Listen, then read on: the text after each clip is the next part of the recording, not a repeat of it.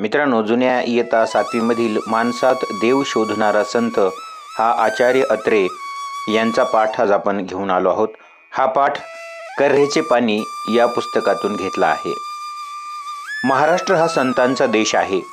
ही संतांची परंपरा गेली अनेक शतके महाराष्ट्रात अखंडित चालू आहे। लोकोद्धाराचे महान मंदिर संतांनी या महाराष्ट्रात उभारले। त्याचा पाया ज्ञानेश्वरांनी घातला, नामदेवांनी त्याच्या भिंती बांधल्या, एकनाथांनी त्यावर घुमट चढवला, तुकोबा त्याची कळस झाले आणि गाडगेबाबांनी त्या कळसावर पताका फडकावली। ज्ञानोबापासून ते गाडगेबाबापर्यंत सर्व संतांचे म्हणणे एक की देव हा देवळात नाही, दगडात नाही, माणसात आहे। पण दुर्दैवाची गोष्ट, संतांनी आकाश पाताळ एक केले तरी माणसातला परमेश्वर अजून लोकांना दिसत नाही। त्यांना दगडातला परमेश्वर दिसतो। 50 वर्षे गाडगेबाबांनी लक्षावधी लोकांना सतत ओरडून सांगितले की बाबांनो, दगड धोंड्यांची पूजा करू नका रे, माणसांची पूजा करा। तीर्थी धोंडा पाणी देव रोकडा सज्जनी, डोक्यावर झिंज्या, अंगावर चिंध्या, एका हातात खराटा आणि एका हातात मडके। प्रारंभी लोकांना कळेना की हा माणूस वेडा आहे की दूध खुळा। कुठे कुणाच्या घरात राहायचे नाही, भाकरीचा तुकडा खायचा, खापरातून पाणी प्यायचे आणि ज्या गावी जायचे ते गाव हातातल्या झाडूने झाडून स्वच्छ करायचे। काही दिवसांनी लोकांना वाटले की हा कोणी अवलिया दिसतो। त्याबरोबर लोक त्यांच्या पाया पडायला गेले की त्यांच्या पाठीवर खराटा मारून ते पळालेच। उभ्या आयुष्यात त्यांनी आपल्या पायाला कोणाला हात लावू दिला नाही किंवा भूत भविष्य सांगून किंवा अंगारे धुपारे देऊन बोवाबाजी केली नाही। कीर्तन हे गाडगेबाबांचे खरे सामर्थ्य। आपल्या खेळवळ लाडक्या वऱ्हाडी बोलीमध्ये तासनतास ते हजारो श्रोत्यांना मंत्रमुग्ध करून ठेवत। काव्य आणि विनोद यांचा धबधबा त्यांच्या मुखातून वाहायचा। गरिबांचा आणि दलितांचा उद्धार हा एकच त्यांच्या कीर्तनाचा विषय।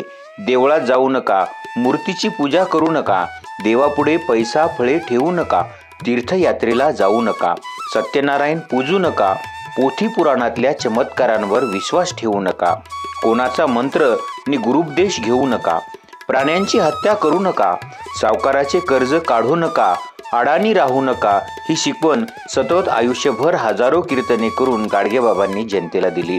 गरिबांसाठी साऱ्या महाराष्ट्रात त्यांनी ठिकठिकाणी धर्मशाळा या सर्व धर्मशाळांची व्यवस्था बाबांनी चोख आणि नमुनेदार ठेवली। बाबा म्हणजे खरोखर एक चमत्कार होता। त्यांच्या अंगामध्ये अनेक अलौकिक शक्ती होत्या की त्यांचे आकलन कोणालाही होऊ शकले नाही।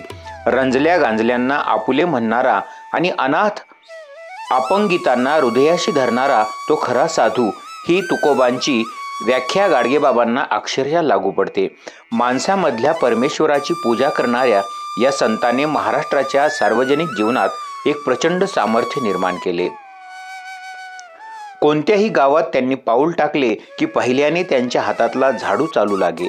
मग लोक जागे होत आणि हातात खराटे घेऊन धावत।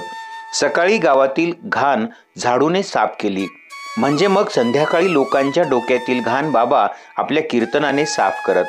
हे गाडगेबाबांच्या जीवनाचे आणि सेवेचे तंत्र होते।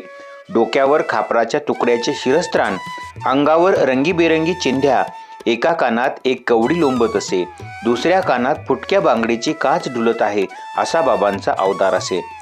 बाबा एरवी कोणाशी बोलत नसत, गप्पा मारत नसत, एका ठिकाणी तर ते मुळीच बसत नसत। मग बोलणार कोणाशी काय? नुसते त्यांना पाहून ते तुम्हाला कधीच समजले नसते। सिंहाला पाहावे वनात, हत्तीला पाहावे पाण्यात, तसे गाडगेबाबांना पाहावे कीर्तनात।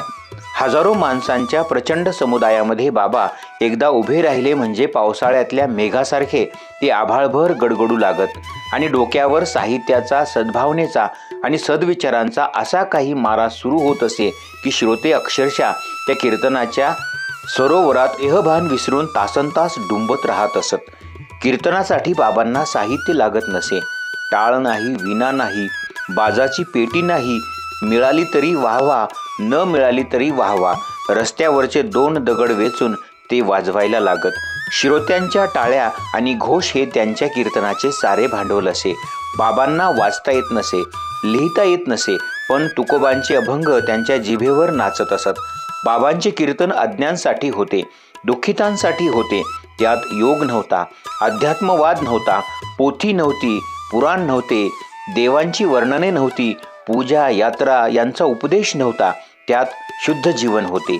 हजारो वर्ष समाजाच्या आर्थिक सत्तेखाली आणि धार्मिक रूढीखाली भरडून निघाल्यामुळे दूधखोळ्या, देवभोळ्या आणि आंधळ्या पांगळ्या झालेल्या हीन-दीन समाजाच्या उद्धाराचा झणझणीत प्रकाश ज्योत म्हणजे गाडगेबाबांची कीर्तन. खोपोलीच्या अलीकडे डाव्या बाजूला एक रस्ता फुटतो, त्याला शीळ फाटा म्हणतात. तेथून आतमध्ये एका मैलावर एक यात्रा भरत असे. तिकडे बाबांना बोलावणे होते. उजव्या बाजूला एका उंच टेकडीच्या आजूबाजूच्या मैदानात यात्रेच्या निमित्ताने एक गावच वसलेले होते. कार्तिक महिन्यात 15 दिवस ही यात्रा भरते. या 15 दिवसात हजारो लोक तेथे येतात. तिथे बाबांनी भजनकऱ्यांना ओळीने उभे केले आणि हातातल्या काठीने इशारा केला. त्याबरोबर टाळ्यांच्या तालावर गोपाला गोपाला देवकी नंदन गोपाला या त्यांच्या आवडत्या भजनाच्या वातावरणात गजर उठला. सभोवार यात्रेचा एवढा गोंगाट चाललेला होता, पण त्या गोंगाटामधून एखाद्या कारंजाच्या धारेप्रमाणे बाबांचे भजन वर उचंबळले. क्षणार्धात भोवतालचा गोंगाट थांबला आणि शेकडो स्त्री पुरुष मुले बाबांच्या भोवती जमली आणि टाळ्यांच्या तालावर गोपाला गोपाला देवकी नंदन गोपाला हे भजन गाऊ लागली. नेहमीप्रमाणे भजन केल्यानंतर बाबांनी उपदेशाचे 2 शब्द सांगितले. बाबांनो, दया हा जगातला सर्वात मोठा धर्म आहे. कबीर कहे कमाल को सबसे बड़ी दया, तीरथ जाओ काशी जाओ चाहे जाओ गया. बाबांचे कीर्तन याप्रमाणे 1-2 तास चाले. हजारो लोक देहभान विसरून आणि कानात प्राण आणून त्यांचा शब्द न शब्द आपल्या हृदयात साठवून ठेवत.